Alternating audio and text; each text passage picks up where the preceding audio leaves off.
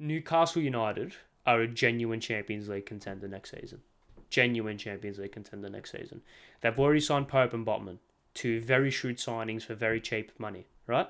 If they can get a couple more signings through the door, a couple more players that fit their profile brilliantly, they're going to kick on next season. Romelu Lukaku is the worst signing in Premier League history. Fact. He's probably the worst signing in English football history. Fact. Because not only did he cost 100 million and scored only 8 goals for the whole season, he cost Chelsea a lot in terms of potentially a title challenge.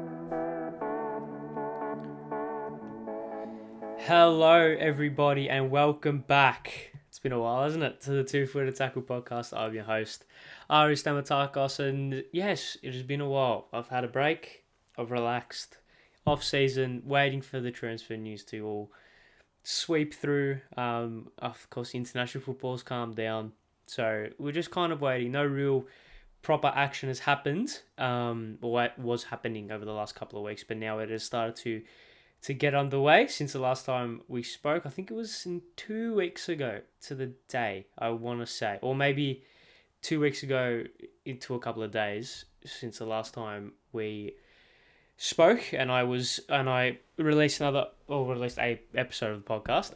But we're back. It was a good break. Enjoyed it. Needed it. And now we're getting ready now as the transfer window has kicked off and it's underway. I think some big transfers have happened. Some big transfers have been rumored. And it's gonna be interesting to see how it develops.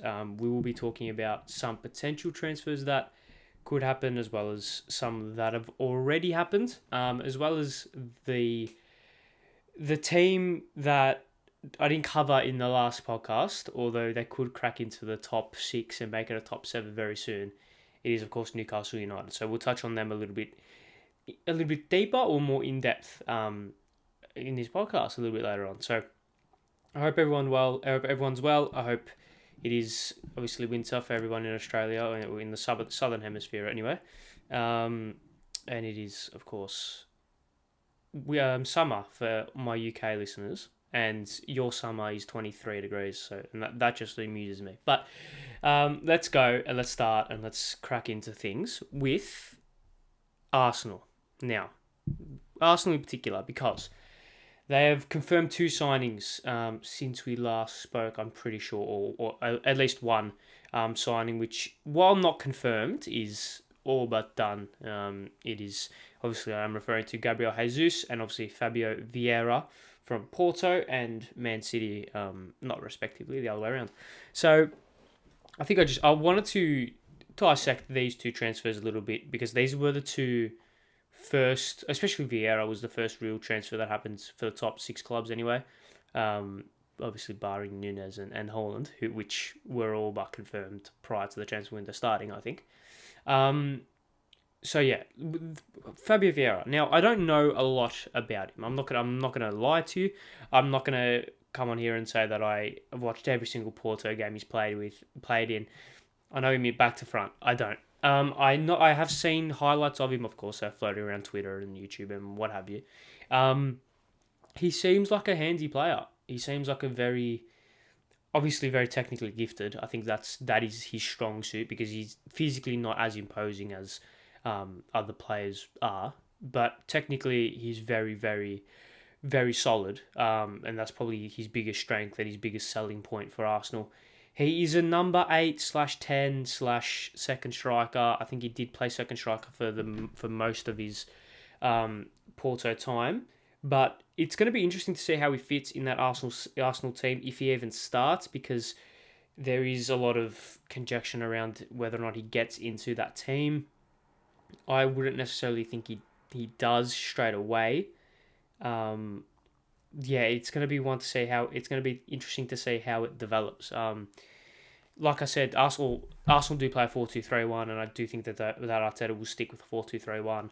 So it's going to be interesting to see where he fits. I don't think he can replace Odegaard in the number 10 role. I don't think he can play out wide. I don't think he works in that double pivot. But he can't play up front, but also he's very good. So it might be an under 23s job, or it might just be a sporadic appearance here and there in cups and what have you.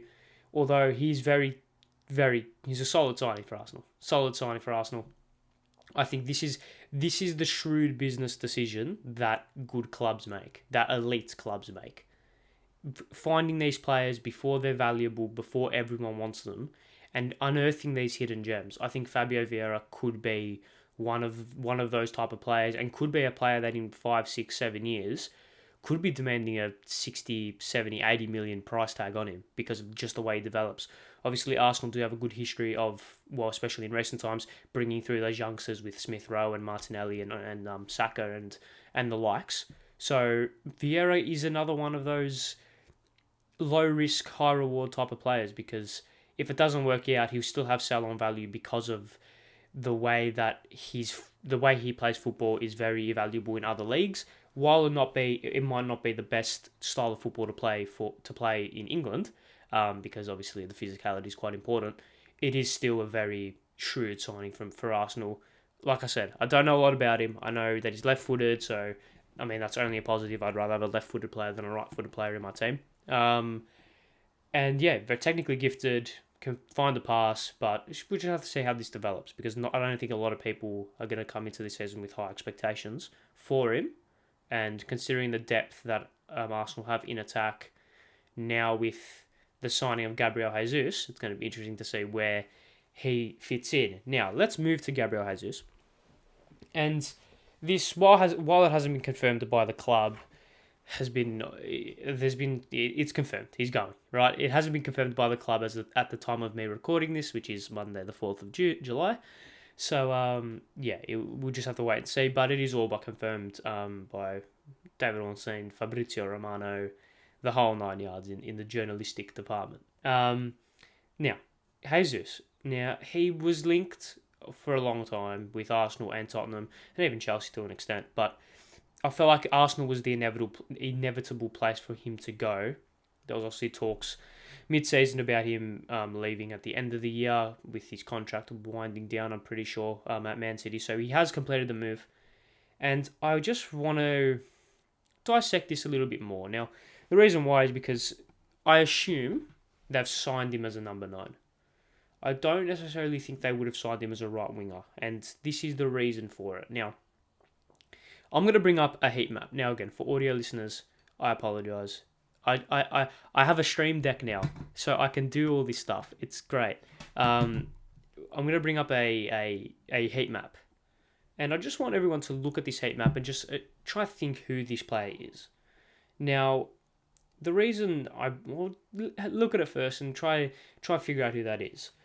Now, that heat map, very right-sided heavy, likes to hug the touchline, come inside with late runs into the box, playing as almost like an inside forward, if it's a football manager term, but he's a right winger, right? That is the heat map of Bukayo Saka.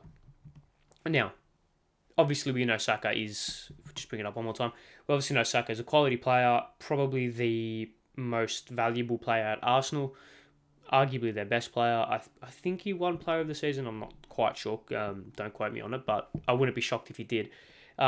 He's a very, very good player for Arsenal, and someone that they should build their future around because he's a fantastic talent. Now, let's transition straight into the heat map of Gabriel Jesus. Now, it is very, very similar. This is one of the reasons and one of the red flags I initially thought of when this signing was, again, all but announced, is where are they going to play him? Is he capable of playing on the left-hand side? I don't know. I mean, if you bring up his heat map, you can see that he's floating around there. I feel like his best position is on the right wing. I don't think he's a striker. I really don't think Gabriel Jesus is a striker. I think he plays his best football out wide. And with Arsenal's stocks in Smith Rowe, Martinelli, Saka, players that can play out wide, I don't see that signing being smart. I feel like they needed to get a number 9, like a proper number 9, an out-and-out striker that will add 15 to 20 goals a season for them. Jesus hasn't scored more than 15 goals a season in the Premier League yet. That's playing in a Man City side where, yes, you are playing deputy most weeks, and yes, you are only having sporadic starts, but you're also playing in a Man City team that puts service on a silver platter. You're going from getting crosses from João Cancelo to, with all due respect, Kieran Tierney. You're getting crosses from Kevin De Bruyne, with all due respect, Martin Odegaard, who is still a fantastic player, but there's levels, right?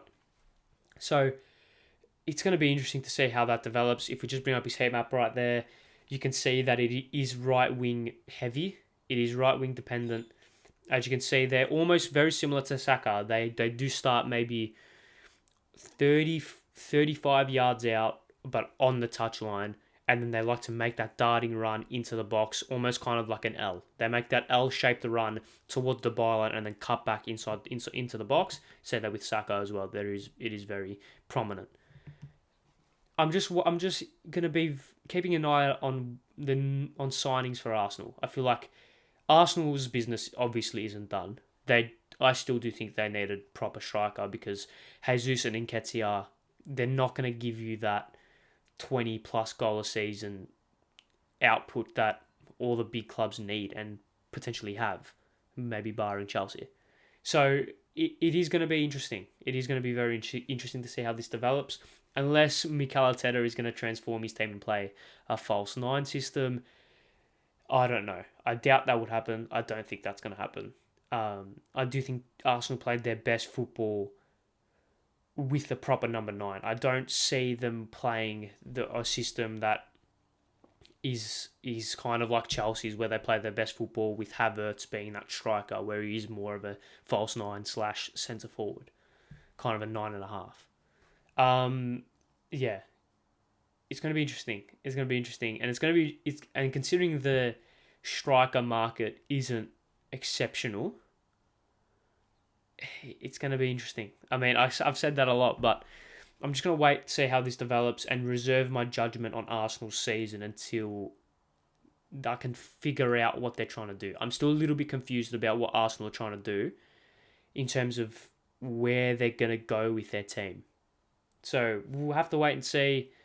I don't think their business is done. I do think they probably need some midfield stocks, and probably another striker and some centre-backs. Maybe not centre-backs, but defenders, I think. But, I mean, I say all this, but the half side of me that's Chelsea supporter wants Arsenal to just struggle ever so slightly. But we'll wait and see how that develops. And I think their place in the top 6 is going to be very crucial for Mikel Arteta. And one team that will be breathing down their necks, I do believe, is Eddie Howe's Newcastle United. Now, Newcastle United are going to be fascinating to watch next season. It's going to be intriguing. It's going to be exciting. It's going to be all the adjectives under the sun. I cannot wait to watch Newcastle play football next season. I can't wait to see what they do in the transfer window this season, or for the rest of the transfer window. It's going to be very, very.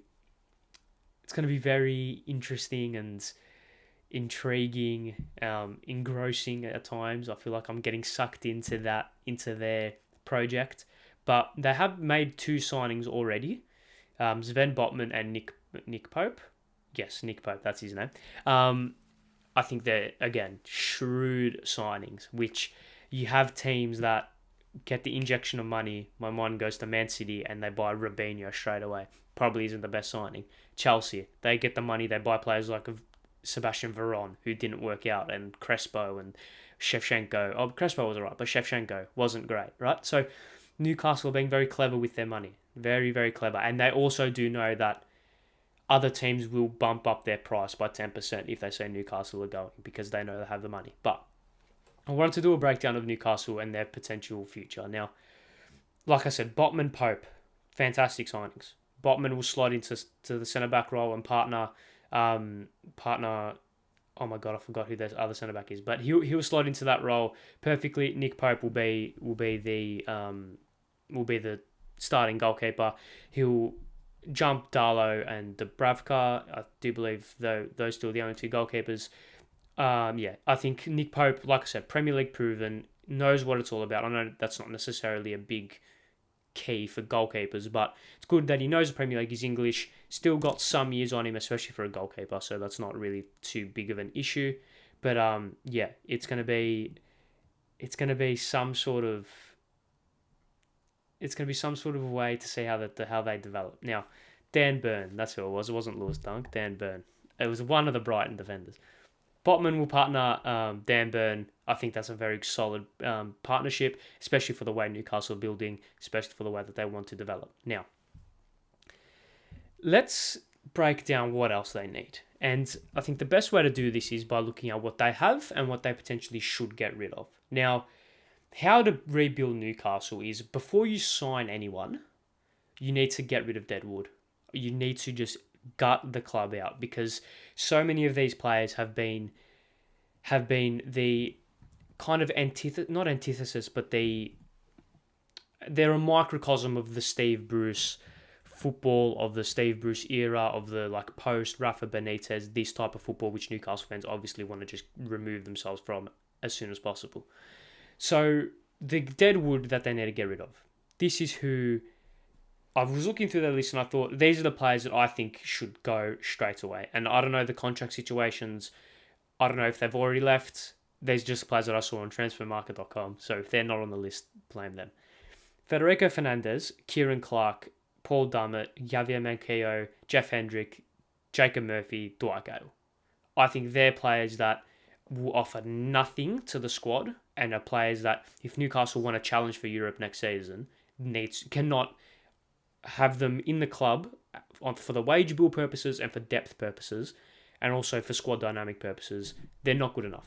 Just simply not good enough. Now, if you look at potentially their starting 11, you have Pope will go in goal, and he's 30 years old, but like I said, as a goalkeeper, that's fine. Botman and Byrne, in my opinion, will be your two centre halves. That's 22 and 30. Right back, obviously, Kieran Trippier, 31. Matt Target, left back, 26. I feel like that's a very good dynamic in terms of age for your back four, and I think that's going to be your back four to start the season, should you not sign any more defenders. And I do think that's solid. I do think, especially under Eddie Howe, that is very solid. You look into midfield, Bruno Guimaraes is probably a lock. Joel Linton has to be a lock, I think, based off his performances post-January. He was one of the best midfielders in the league post-January. I feel like he has to start. So that's 24 and 25. And then John Joe Shelby, Joe Willock. There's probably an area where you can improve. And then up front, I think is the biggest area for concern, to be honest. St. Maximin will start. He's 25 years old. Chris Wood shouldn't start. Hopefully Callum Wilson stays injury-free. And then I think he's good enough to be at least a deputy minimum. And then on the other wing, Fraser or Murphy, or maybe Almiron, they're not to that level. So they're those deadwood. So like I said, Fernandez, Clark, Dummett, Manquillo, Hendrick, Murphy, Gale. They should leave. Now you're going to be looking at Miguel Almiron, Ryan Fraser, the Longstaff brothers, and Fabian Schär. The reason I say Fabian Schär is because he's 30 years of age, and I do think while he's a better footballer than Jamal Lascelles, I do think Lascelles offers more intangibles. He's English, 27, knows the club inside and out. He's a leader. He more adaptable, I think. Although I could be wrong on that. Newcastle fans will obviously know a lot more than me, but for the virtue of the fact that they're Newcastle fans. So Almiron, Fraser, Longstaff brothers, Schär. I think you need to make big calls on these 4 or 5 players. Almiron, for me, and I mean, you could even chuck Joe Willock in there as well, but I think Joe Willock offers something. I think he's English, he's still young. Premier League, he's been built up through the system. I feel like he offers more. But Almiron, I think it might be time. I like Almiron as a player. I really do like Almiron as a player. I do think he can offer a lot off the ball. I feel like he runs all day. He just keeps going. He keeps trying. But I just don't think he's good enough. I just don't think he's good enough to be that player that they need. He could leave. I think Ryan Fraser has to go. I don't think he's good enough. 30 years old. He's only going to decrease in value from here. You're going to have to cash in. The Longstaff brothers, I think at least Matty went out on loan or Sean went out on loan. One of them went out on loan, I'm pretty sure. I know they're Newcastle boys. You want to promote the youth academy. I do think there's a place for them in the squad, both of them. But if you get an offer you can't refuse, it might be time. I don't know. Because I do rate them both. I think I rate Sean no. They're very tight. I think Matty's younger, so I think you would give him the benefit of the doubt in terms of developing. And with the preseason under Eddie Howe, all these players that I just mentioned could turn to world beaters. But I feel like the Longstaff brothers have the most adaptability out of everyone I mentioned to really be nurtured by Eddie Howe and kick on. So you're going to have to make big calls on them. They're either in your squad and contributing, or they're going to have to leave, at least on loan, because you can't afford to have deadwood and baggage in this team.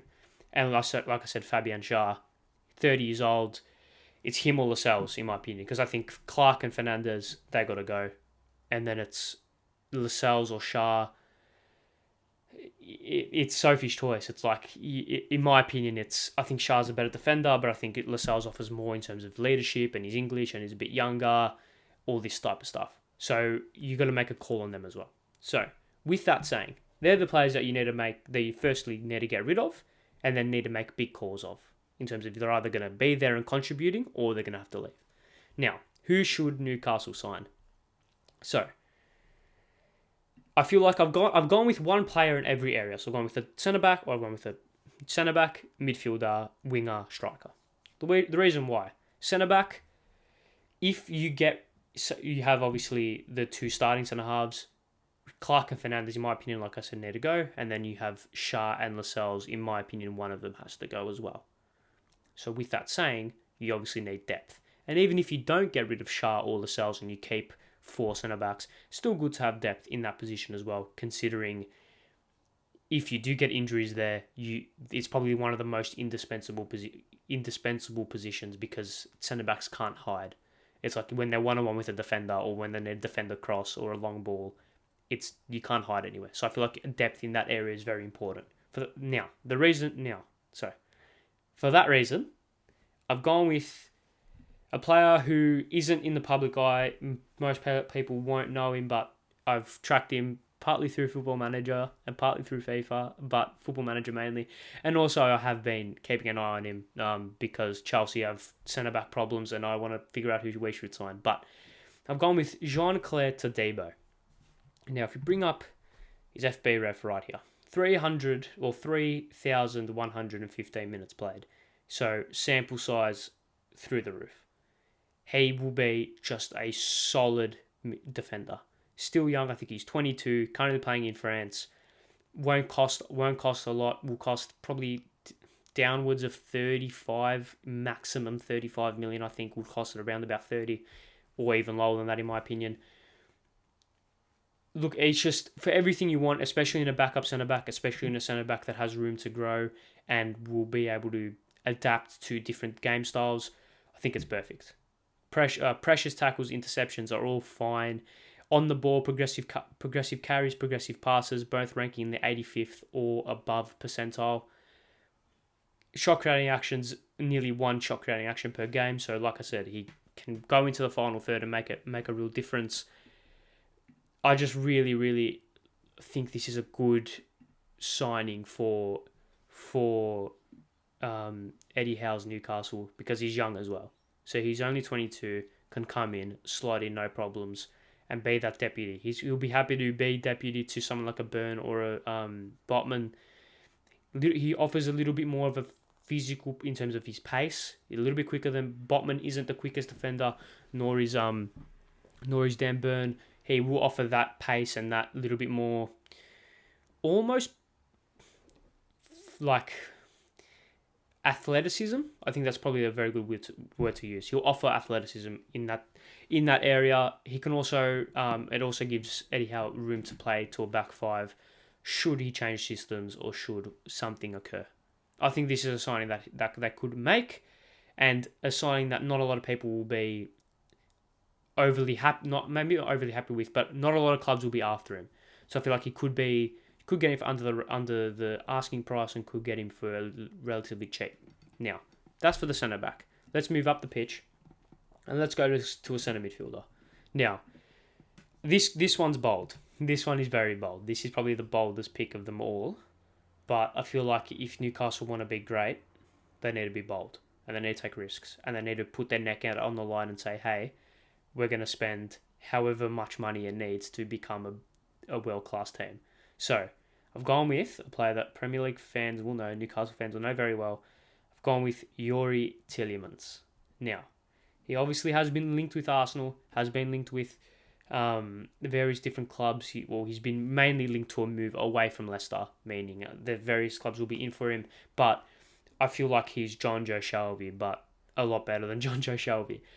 You slot him into a midfield next to Bruno Guimaraes and Joelinton. They complement each other to perfection, to utter perfection.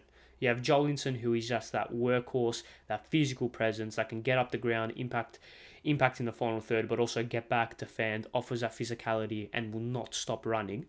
Bruno Guimaraes is that overall. Not so you know those players that are like at 6 out of 10 at minimum. He's an 8 out of 10 at minimum for most things. He's just so consistently good at a lot of things, and I feel like he is very adept to playing it as a defensive midfielder. So you will have to slot him in there. Granted, that means he won't have as much impact in the final third, but when he played in France, when he played at Lyon, he didn't have that much impact in the final third anyway. So he will be adept to playing that number 6 position. And what you're missing from those two players is a ball player. That's why John Joe Shelby played such a crucial part in the back end of last season, and that's why I think Youri Tielemans can be absolutely fantastic for Newcastle.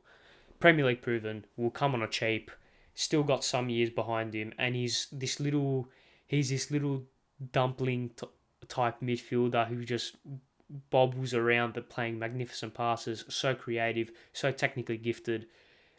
Like I said, 40 million, I think Newcastle need to snap this up quick smart because, like I said, Premier League proven, and he's just, I feel like this is very low risk as well, despite the price tag and despite the high nature, high publicity around the signing that it will have. You have to get this. And taking him away from Leicester as well, Premier League rival, a rival for those European spots, you'd think, at least for next season. Surely. It would be unbelievable for Newcastle if they got Youri Tielemans. Now, let's move up the pitch. Let's move out to the wing before we get to the number 9. And I was looking at the profile of Newcastle's wingers. Obviously, you have wingers all in a similar mould. You have Almiron, if you want to classify him as a winger. Even Joe Willock as well, but I don't think he is a winger. Jacob Murphy, Ryan Fraser, Alan Saint-Maximin. These wingers are very, as maybe JJ Bull from TFO Football would say, they're very dribbly boys. So they like to get onto the ball and drive at the defence, really be that creative spark with the ball at their feet. While that's good, and I'm not saying that is a bad way to play football or a bad profile for a winger to have by any means, what you're lacking is creativity. And Newcastle last season, the way Newcastle perhaps found success through Eddie Howe last season was by just outworking their opponents, out-tempoing their opponents, pressing really high, creating almost chaos football, which worked. And it's by no means a bad way of playing football. By no means a bad way of playing football. However, what you perhaps lack or what you may sacrifice for that type of football is true creativity. The most creative player for Newcastle last season was probably John Joe Shelby in terms of a player's ability to get on the ball, ping a 40-yard pass or get into the final third, make that pass in between the lines or get the cross into the box. John Joe Shelby, maybe Bruno Guimaraes to an extent as well. So for that reason, I've gone with a player outside of the Premier League, currently playing in Serie A, featured for Italy in the Euros as well, Domenico Berardi. Now, if we bring up his heat map, not his heat map, his FB ref, my eyes fixate straight to progressive passes, 6.10 progressive passes per 90, ranking in the 98th percentile. Furthermore, 0.45 assists per 9, ranking in the 96th percentile, and 4.69 shot creating actions, ranking in the 91st percentile. He's a completely different profile of winger. He's much more get on the ball, almost like like a playmaker out wide. So think of maybe someone like if Kevin De Bruyne was a winger, that profile of player, obviously you won't be, Berardi's not as good by any means, but that profile of player out wide. He's not overly quick, he's not rapid, he won't be able to like get on the ball and take three players on. He's still capable of doing that. He's still very good in terms of being a difference maker, but he's a completely different profile of winger that Newcastle don't have, and it allows for unpredictability because he's plays on the right hand side, but he's left footed. I'm 95% sure of that.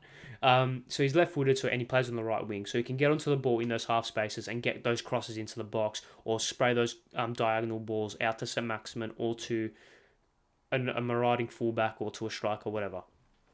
I think, like I said, that difference maker, that unpredictability that Newcastle potentially wouldn't have had coming into this season if they don't get him.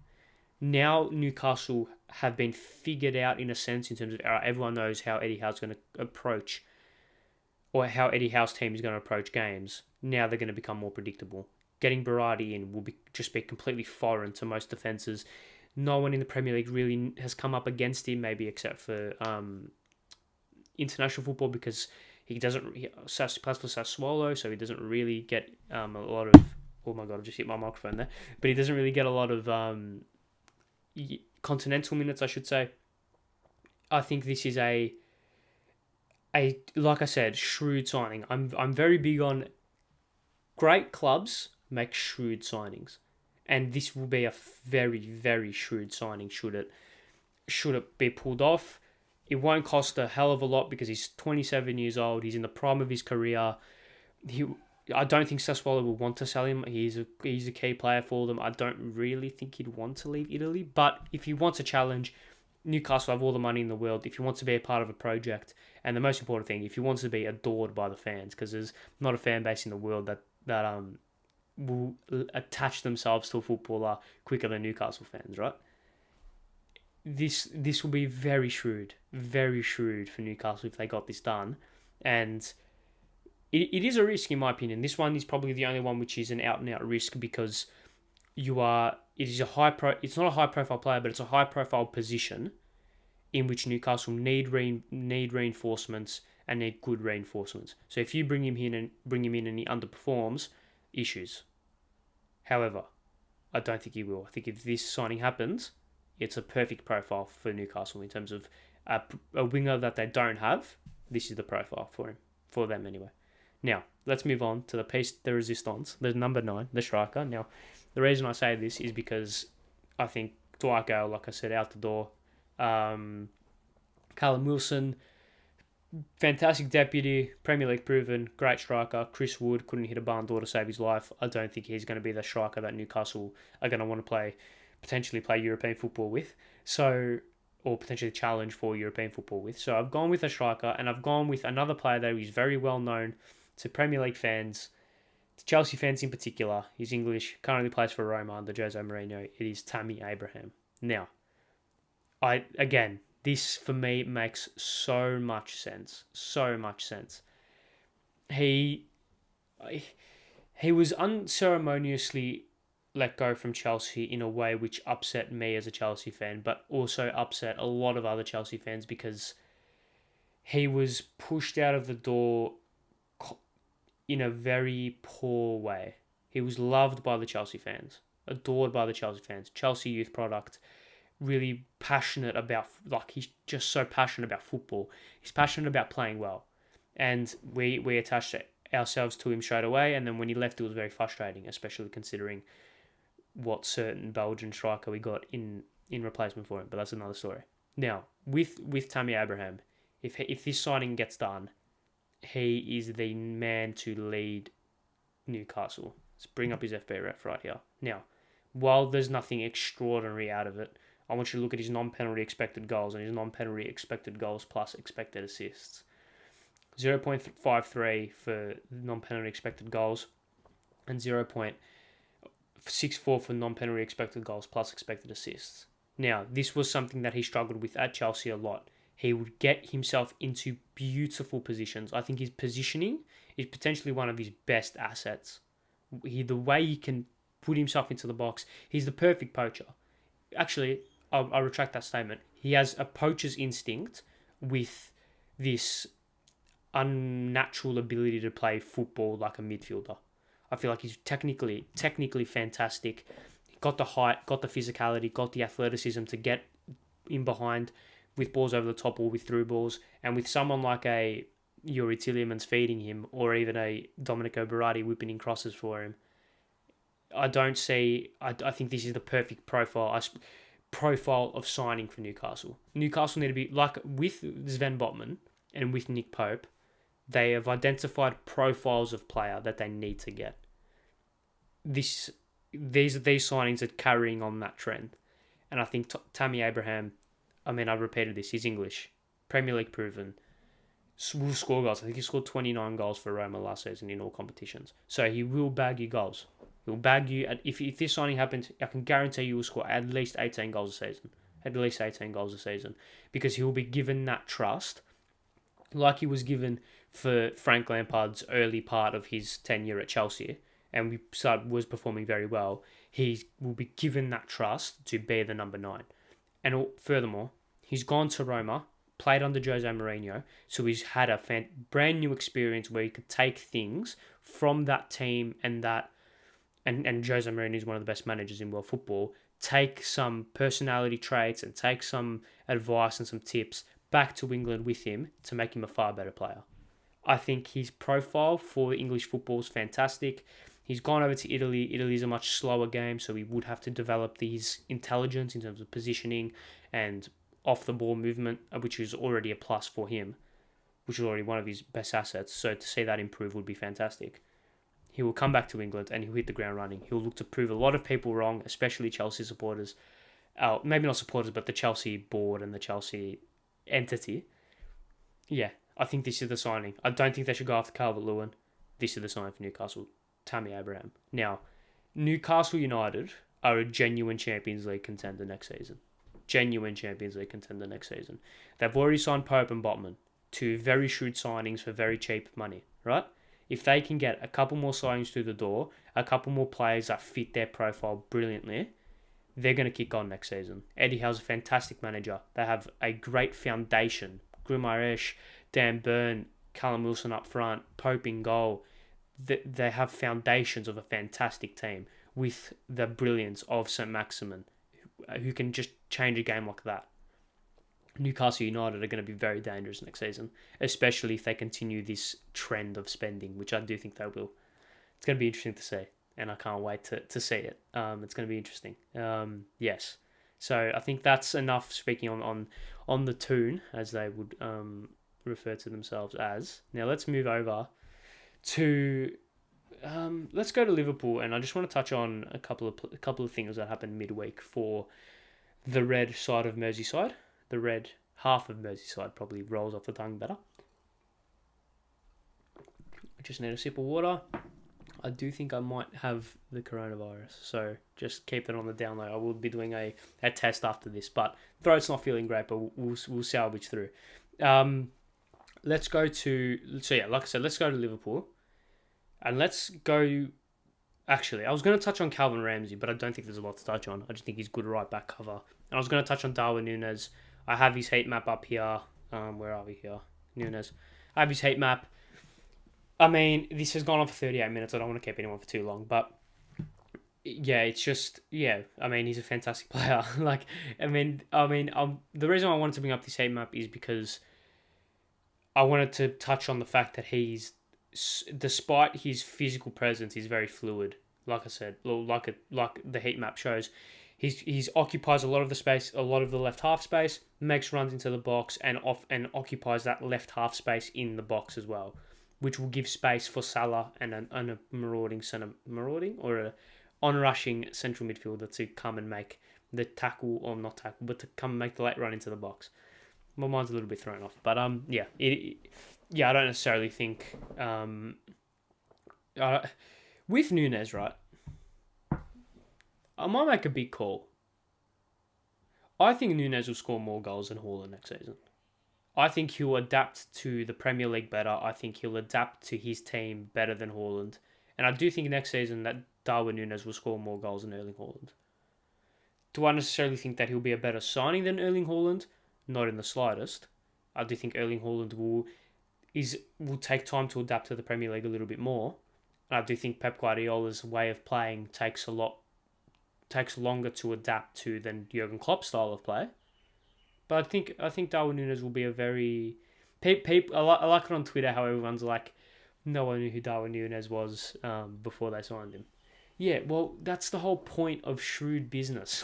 Like, that is the whole point of shrewd business. I'm not, like, there's countless times where people didn't know about a player before they got signed, and then they got signed, and then all of a sudden they're world beaters. It's because, like, Liverpool don't sign mugs. When was the last time Liverpool made a high-profile signing that flopped? Think about it. I can't think of one. What? Balotelli? That's probably as far... Like a signing for a lot of money. I don't even know how much Balotelli went for in the end to Liverpool from City. Or was it from City, from whoever? Liverpool don't get signings wrong, notoriously. So that's partly the reason of my thinking, and also for the reasons I mentioned on before.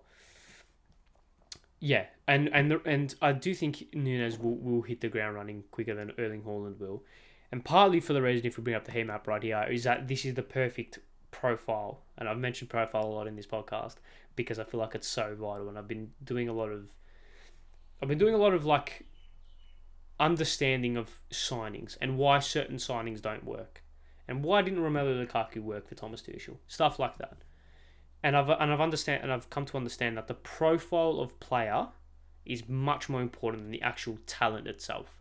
And I think this is the perfect profile of player for Jurgen Klopp or Jurgen Klopp's team. Plays on the left wing, cuts inside as an inside forward. If you were to use Football Manager terms, he'd be an inside forward on attack, 4 stars and above in every single team he plays, right? So current ability through the roof, right? Yeah, it's going to be interesting. Of course, he'll play up front. He won't play on the left wing. He'll play up front, but that's the way he kind of plays. He likes to drift out wide and then cut back in, which obviously will allow for someone like Diaz or Jota or whoever would play on the left-hand side to become more of a goal threat, which will be obviously another headache for all defenses to come up against. But let's move on from Diaz and let's go to the news that happened midweek, and that is Mohamed Salah. Re-signed till the end of 2025, so a 3-year deal, paying around about 400 grand a week, I think, or maybe just under or just over. This is going to be a very, very interesting first 6 weeks for Mohamed Salah at the start of the season, because for the longest time, we've seen players play for contracts, get that contract, shit the bed. Now, Mohamed Salah potentially is not in that same scenario because he could have left Liverpool and there would have been hundreds of suitors for him, so that he wouldn't have had an issue finding a club. But it will be interesting to see whether or not this has just been this whole prolonged process has just been done to get some extra coin, or it was done with the best interests of the club at heart. I do think it's for the latter. I do think Mohamed Salah is not the type of person to drag his club under the bus. But it's going to be a very interesting first 6 weeks for him. If he hits the ground running, then they'll put all doubt of what has happened in this off-season behind all the minds of Liverpool supporters, and they'll be fully focused on Mohamed Salah and why he's one of the best footballers in the world. Of course, he didn't have a great end of the season. He was probably the best player in the world from about maybe October to January. He was. He was the best player in the world for probably the last 3 months of 2021. 2022 potentially wasn't exactly great for him. Obviously, Egypt's side got knocked out of the World. Obviously, didn't make the World Cup. Lost the Premier League and the Champions League and whatever. But we all know the story for that. It was going to be. I think like I said, the first 6 weeks crucial. I do think this was the right decision. Liverpool, fuck your wage structure, seriously. Like, maybe not. Fuck your wage structure for a player as good as Mo Salah. If if Diogo Jota was saying, hey, can I have 400k a week? You can tell him to stick it up his bum and tell him to leave.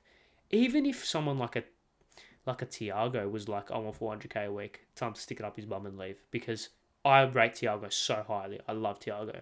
But he's not game winning like Mohamed Salah is. And that's why you pay the big bucks for the big players. And you pay the big bucks for the players that can win you big games. And Salah potentially... Should it have been any other goalkeeper on any other day, should have won Liverpool the Champions League. So, I mean, that's probably just the only blemish on his record. Maybe not even blemish because he won one. But yeah, he doesn't have. I think this is a very good sign for Liverpool because he didn't have a reason to stay because he's won everything. Won Golden Boot, Premier League, FA Cup, Carabao Cup, Champions League, Club World Cup, everything. He's won everything. So he didn't have a reason. He didn't have a score to settle. He could have gone to PSG or Real Madrid or maybe not Real Madrid, but he could have gone to wherever and gone for a new challenge, like Mane. But he wanted to stay at Liverpool. He wanted to see success for Liverpool. So I guess that's a good sign for them. I guess that can at least give them some solace in the fact that no, he's here for the right reasons. I don't know how old he'll be when his contract expires, but I do think it will be his last contract. I think he'll leave on a free at the end of it, which I think will be a fitting end if it's done in an amicable way. Kind of like Eden Hazard for Chelsea. I know he didn't leave on a free, but he left in a very amicable way. He offered his all to the club, won a trophy in his last game, and then rode off into the sunset to get injured in Madrid. I think the same will happen with Salah. Of course, Liverpool won't get a transfer fee for him, but they'll take 450k off the wage bill, which isn't exactly bad either. So yeah, they're my 2 cents on Salah. I think it's going to be a fine thing for them. I think they're just going to have to relax and just pray that the first 6 weeks go well. Now, okay, I'm going to cut this Actually, no, should I cut this podcast short? Yeah, I will. No, I won't. That's 46 minutes. I talk a lot, don't I? I've got 3 more talking points. Richarlison, Lukaku, Ronaldo. Now, should I do this in a separate episode or?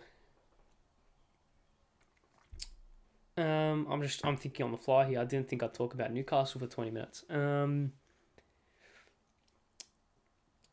Because obviously Richarlison has been confirmed. So no, I'll leave it. I'll leave it for another episode, I think. Yeah, okay. So next episode there will be Richarlison, Lukaku, and Ronaldo talk. Actually, no, I'll do it now. I'm here now. I don't want to do it. I don't want to do it in another episode. There'll be old news by then. But, alright. Let's go with Richarlison. Richarlison obviously confirmed to Tottenham Hotspur from Everton for £60 million, around about that mark. And like I said with the previous podcast, this was maybe not the same profile of player, because obviously I suggested Lorenzo Pellegrini, who's a little bit more creative, whereas Richarlison is a lot more... he's a finisher, whereas Pellegrini is more of a creator. But he offers the same amount of output, not the same amount of output, but he offers similar output to Pellegrini, who I suggested. He's flexible enough to play as a deputy to Kane and then also either side of Kane. I think he does start over Kulusevski, despite Kulusevski's brilliance in the back end of 2021 or 2022, or back end of last season anyway. I do think this is maybe not shrewd because he is a good player, but it's a good signing for Spurs. Good signing for Spurs. The funny thing is, if it was Richarlison and Jesus swapping places, Richarlison going to Arsenal, Jesus going to Spurs, I think that would have been a better deal for both teams. But that's just funny how things work out. And then Rafinha just ditched Chelsea to go to Barcelona. So, I mean, I think Rafinha would have been perfect for Spurs. But fuck you too, Rafinha, you dick. I'm not bitter at all, trust me. I didn't want you in the first place. I think Richarlison for Tottenham is a fantastic signing. It's one of those. I don't even know how to describe it. I just think it is an objectively good signing for Tottenham. I don't see how this could pan out in any other way except for him being good for Tottenham. I don't think he'll be a world beater. I don't think he'll end his career as a Tottenham legend. I think he'll be a good player for Tottenham who should win them a trophy. I mean, who knows? But who will get them to good places, score them plenty of goals, create many of memories for them. He's a shithouse, and Tottenham love shithousery. So he's a good signing for Spurs. Now, let's go to Romelu Lukaku. And I want to keep this brief. Romelu Lukaku is the worst signing in Premier League history. Fact. He's probably the worst signing in English football history. Fact. Because not only did he cost 100 million and scored only 8 goals for the whole season, he cost Chelsea a lot in terms of potentially a title challenge. Now, at the time of that interview, and we all know what interview I'm talking about, Chelsea were 2 points behind Liverpool in top. They were sitting third, 2 points behind Liverpool. From that moment on, we all know what happened. Liverpool and City pushed away. Chelsea fell into a top 4 battle, which they really shouldn't have been into.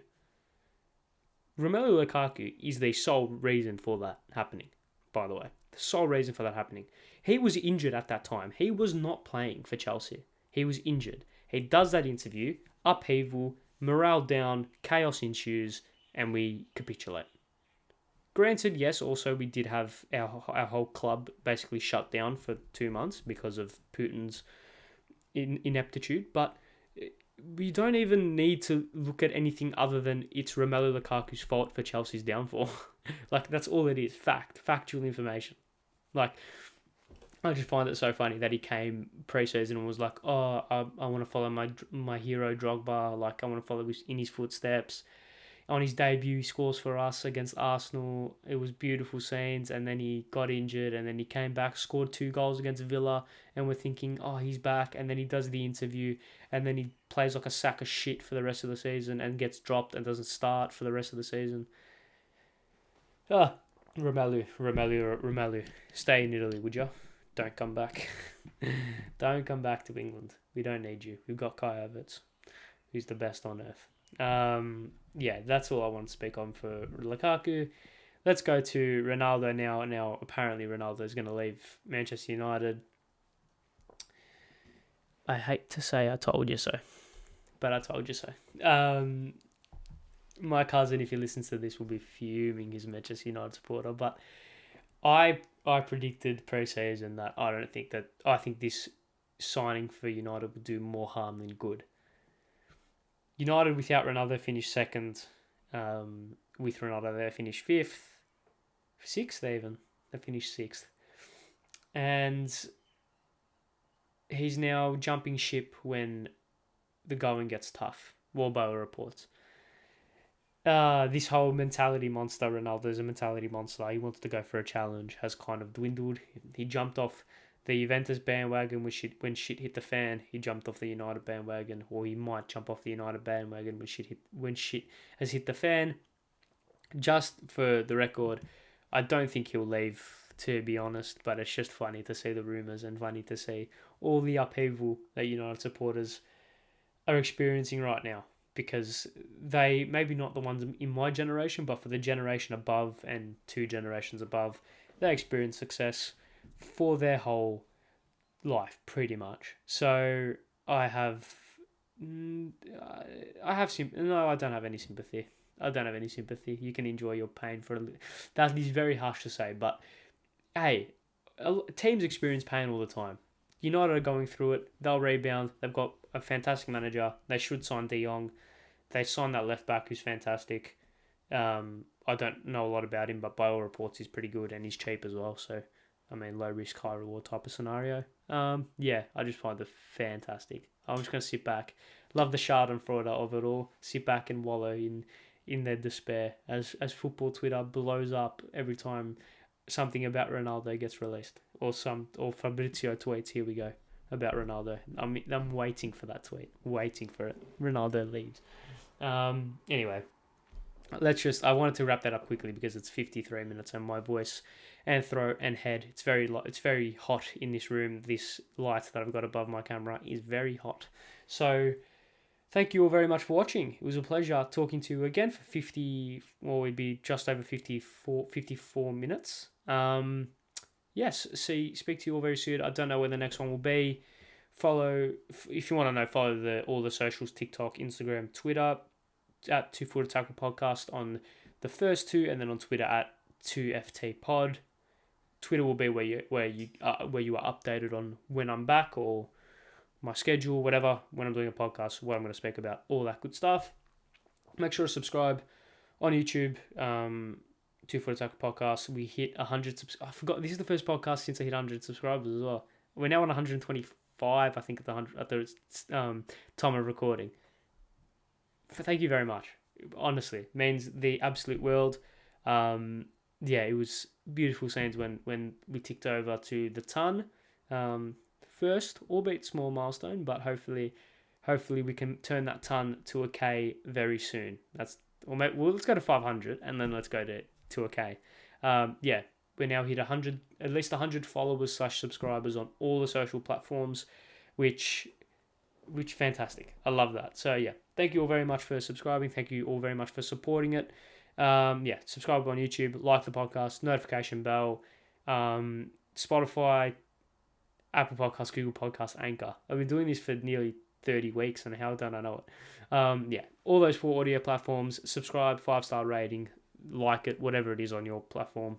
Do the best that you can for me. Thank you guys very much for watching.